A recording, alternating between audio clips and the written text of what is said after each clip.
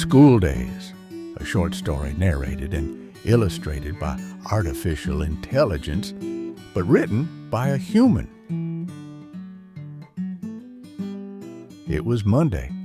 Tommy hated Mondays. He didn't want to go to school. As he looked in the bathroom mirror and tried to flatten a wayward tuft of hair with a wet comb, he noticed all kinds of imaginary symptoms that might prevent him from going in that day. But he knew he would not be believed. "Come on, Tommy. Your breakfast is on the table," called a voice from the kitchen.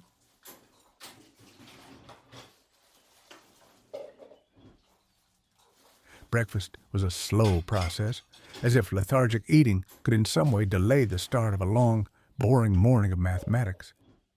All too soon it was over, and it was time to leave. "Now, don't forget your school bag. Got all your books?" she said, as she always did. "Those shoes could have done with a clean, and your tie's not at all straight. Come here."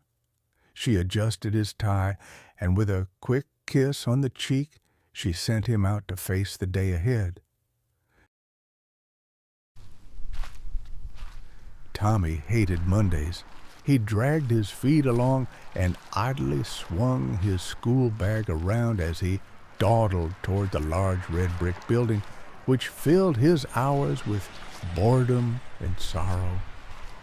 His mind sought comfort in the simplest distraction. The adverts in the newsagent's window seemed of the utmost interest, and he saw it imperative that a small round pebble should be made sport of and kicked into a nearby drain. As he scuffed his feet through the autumn leaves, the day was as overcast as his mood.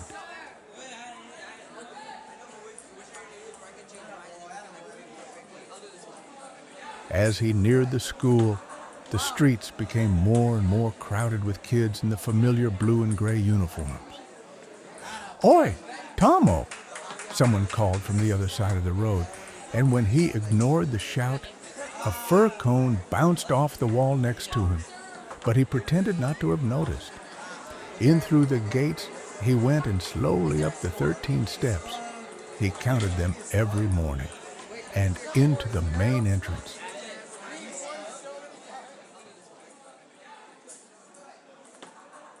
The long corridors were as drab and dreary as always, and the walls bore the scuff marks of numerous children's shoes. Up the stairs he went, the long climb to the first floor, where another corridor of the same dull color scheme led him to room 202. He pushed the door, and it swung open with a barely audible creak.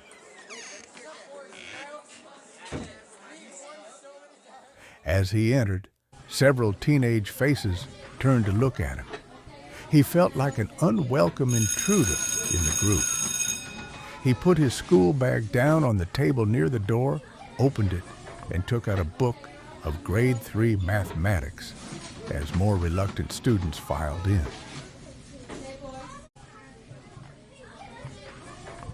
"All right, you lot, settle down," he began. "Now, who can remember what a quadratic equation is?"